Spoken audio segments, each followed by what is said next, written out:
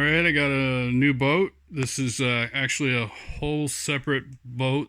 The first one is right here leaning against the wall, and it is good to go for a 12-volt trolling motor system.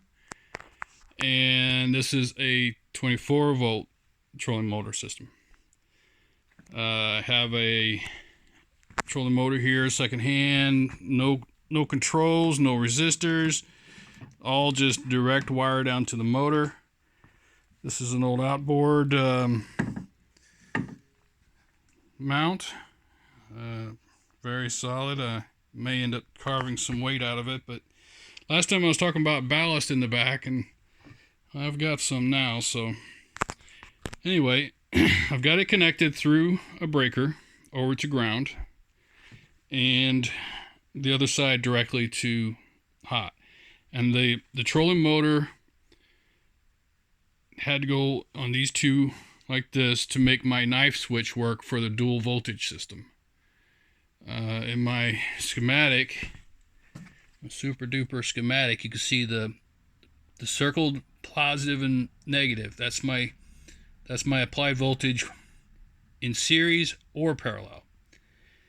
My knife switch, you can see, is Frankenstein. The wires seem like they're huge, I know, but it's because it's 4 stranded wires.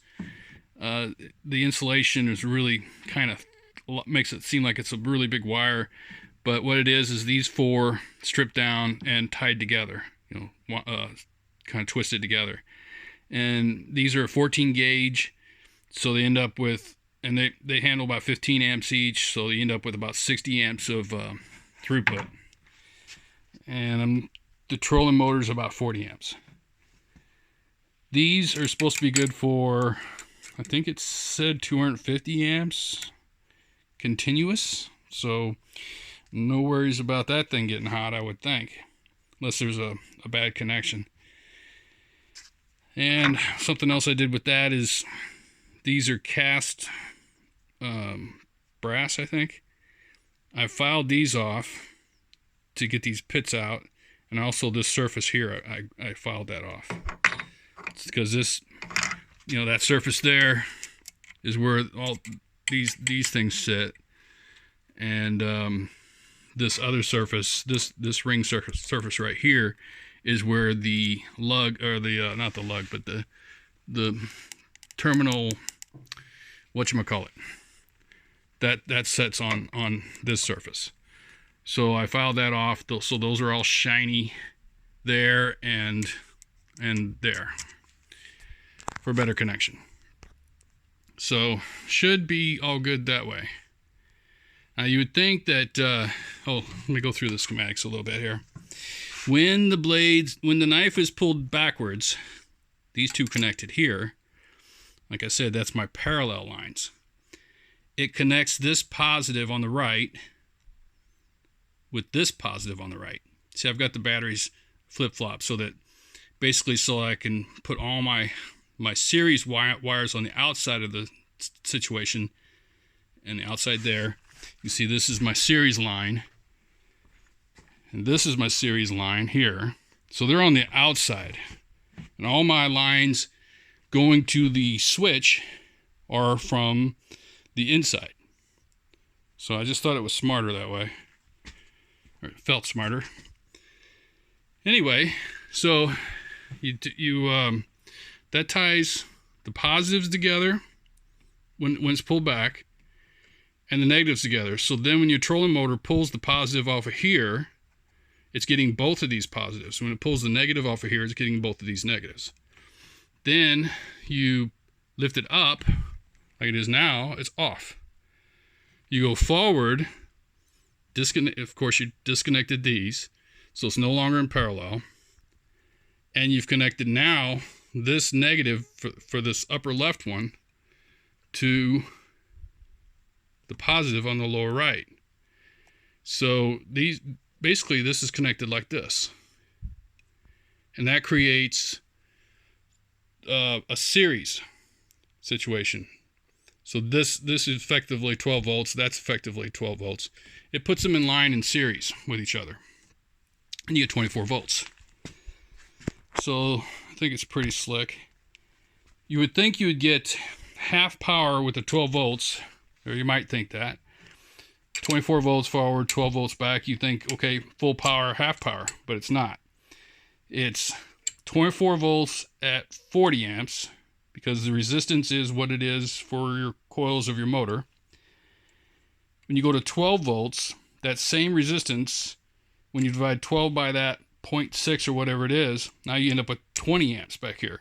So not only have you cut your voltage in half, but you cut your amperage in half.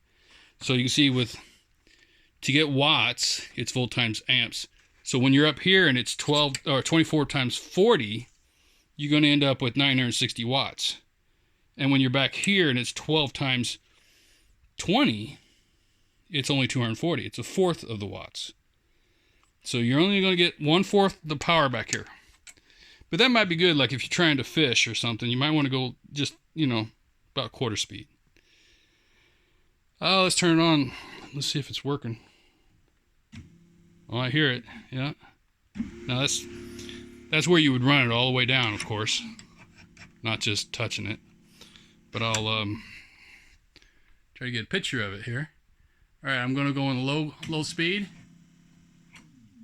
Off. Fast. So, should be able to go a long time at that rate. All day for sure. Should be able to get 5 or 6 hours easy. If I just left it on there for 5 or 6 hours, it should run. So, at a quarter, I should be going like 20 hours, right? So, that's basically it. Oh, I wrote on here series, and I made it blue. But this is the negative series on this one, and I don't know if you can see it. I wrote it on there too, series. So that shows me that the connections are series minus and series positive. Okay, same back here. Series negative, and there's my negative. Series positive. And there's my positive. Then, this one is my trolling motor. And as far as these lines that go up to the switch, there's my trolling motor. It's a regular heat shrink. I got an extra heat shrink on this one. And I call it 2 stripes. It ain't exactly 2 stripes, but 2 strikes positive. There's your positive, red, 2 stripes. So it's only going to be reds over here. There's going to be blacks over there. So regular, it's going to go with the trolling motor. 2 is going to go where it says 2. And if you go over to the negative, it's the same story. You got 2 stripe, which you just got to look a little closer, but there's another black heat shrink right here. So that's 2 stripe, goes on this one, and it's negative. It's negative. And this is trolling motor negative.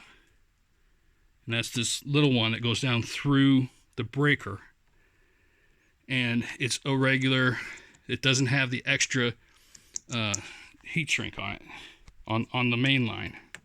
Now this line, I ran out of the 14 gauge. This actually has 12 gauge, which is good for 20 amps per line. So this one's good for 80 amps instead of the 60. Yeah, I think I'm ready to go. Ready to try it out. I had a spring right here, tied right here. Where is it? There's a spring right there. Got me snagged. All right, I had a door spring right here. And it was tied from here to this arm. There it is. Right down there at that arm.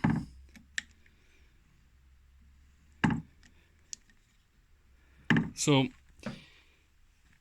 that was going to keep it kind of pulled this direction, right? So it was always going to be turn right. making the boat go to the right.